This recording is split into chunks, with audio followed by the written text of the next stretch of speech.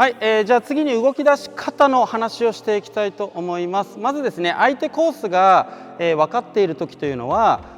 例えばこの相手を追い込んで、ネット前に早く動く時とか、そういう時、あと相手を追い込んで次クリア来るなって分かっている時とかは、もうその動きたい方向に対してタンタンって片足ずつついていきます。こうパパッ前、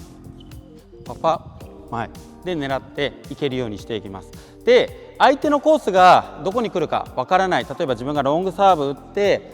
相手がどこに打ってくるかわからないなっていう時は必ず両足着地をしていく、ね、この使い分けっていうのが結構大事になります。片足ずつつくパターンと両足ついて動き出すパターンっていうのがあるので、それをうまく使い分けてほしいなと思います。で、両足ついていくパターンなんですけど、この両足ついた時に重心が片方に寄ってしまっていると動き出しがこれも悪くなってしまうので、この両足着地する時っていうのは重心をしっかり自分のさっき言った真ん中、ね、人によっては少しずれるかもしれないですけど、その自分の真ん中の位置にしっかり作って動き出せるようにしてください。それで、この重心の位置がですね真ん中じゃない位置に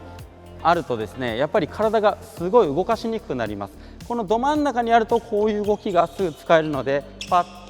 パッっていう動き出しがすぐできるんですけど、これが重心、相手のフェイントなどで崩されてしまうと、そこから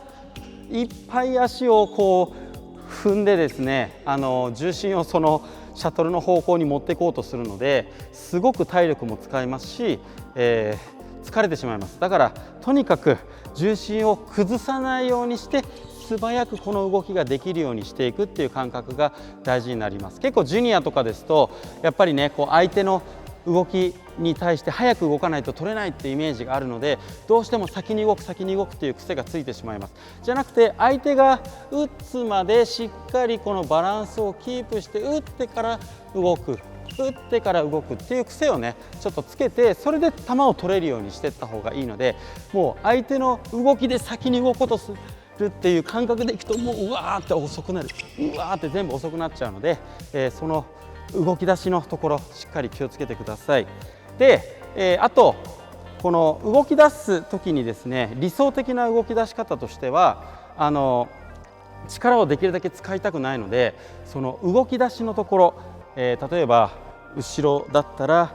バッて蹴った瞬間にこの上半身も使っていきます。この足だけで動こうとするんじゃなくて、全身で動いて、その動き出した瞬間に力入れて、あとはもう惰性で動く。でここで何か打ちます。打って一歩目で素早く動き出して惰性で動く。で戻ってきてまた次の動きを瞬間的に早く動かして惰性で動くっていうことの繰り返しになっていきます。だからこれを全部力で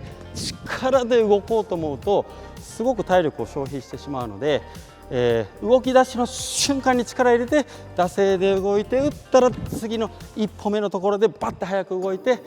またここでスピードを落としたりとかして、その次の動き出しでまた速くしていく、そういうことの繰り返しになっていくので、全部が全部力入れていくっていうわけではないです。だから、シングルスねすごく体力必要なので、できるだけ力を使わないようにしていくっていうのがポイントになります。だからこの動き出し方、全身で動く、ネット前であればバッてこういう動きですね、こういう腕を使っていく、この腹筋も使っていきます。はい、でよくあるこの前に対しての遅れるパターンね、こういう癖がついちゃう人結構多いです。股関節から素早く相手が前に来たなと思ったら素早く前にこの倒していく。この蹴った時に上半身が起きてるとグッて蹴ったらこう遅れてしまいます。だからこの蹴った力がしっかり体一直線に乗って前に素早く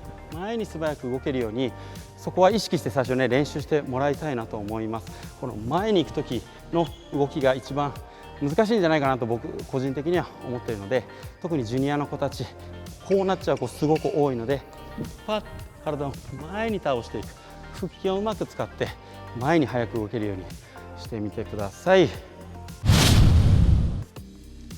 はい、以上が動き方についてでした。結構動き方ねすごく重要なので、この両足でついて動くパターン、こう片足ずつ動くパターン、うまく使い分けられるようにしてください。次は、具体的にこの前に対しての動きをやっていきたいと思います。足を横にした時から動き出す前の動き、縦にした時から前に動き出す動き、あと戻り方も含めて、お話ししていきたいと思います。また見てください。